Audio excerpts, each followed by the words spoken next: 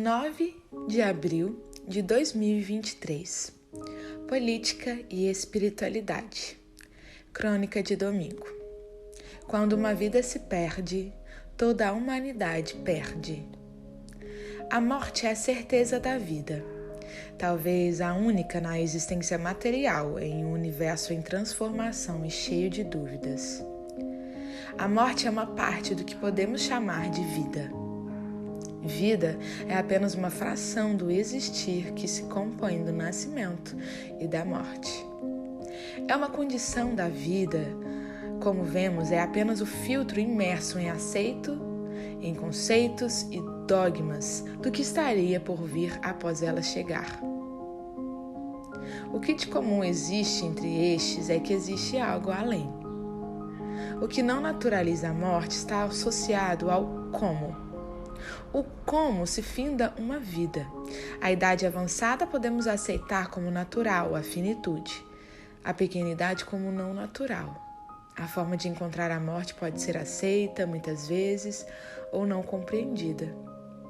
Outras formas são vistas como inaceitáveis. Nessa semana, na cidade de Blumenau, Brasil, um jovem de 25 anos ceifou a vida de 4 crianças, deixando mais 5 feridas. Repete-se no Brasil um processo que se tornou comum em outras partes do planeta Terra. Para as crianças, prematuramente, o fim desta vida. Para o perpetrador, este já havia encontrado a morte ainda em vida, pois não é a morte física que nos dita o caminho, mas a morte de nossa consciência. Segue às 4 crianças seu destino, o reencontro com a verdadeira vida.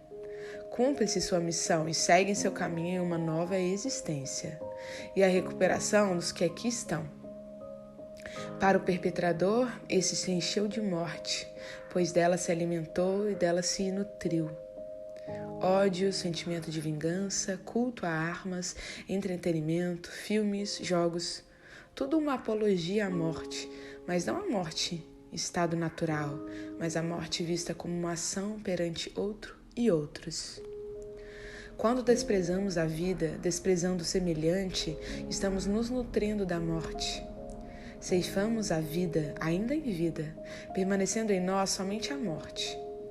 Nos nutrimos dela dia a dia, quando assistimos programas policiais da aceitação de uma execução de um suspeito, do presídio em conflito e as mortes coletivas, das mortes socialmente aceitas em confrontos policiais, das execuções promovidas por traficantes, da bomba jogada em uma cidade, quando se bebe e assume o risco de um acidente, da apologia às armas, e assim poderíamos enumerar dezenas de situações. Não podemos nutrir a morte e esperar vida. Não se prepara guerra esperando paz. Não se propaga ódio esperando amor. Consciência devemos ter do que fazemos, pois terá repercussão individual e coletiva. Quando um evento dessa natureza, como o da cidade de Blumenau, ocorre, as vidas das crianças se perderam, a vida do perpetrador se perde, a humanidade também perde. É como se parecêssemos o processo civilizatório. Grupo Euclidiano, Ciências Políticas, do movimento Política e Espiritualidade.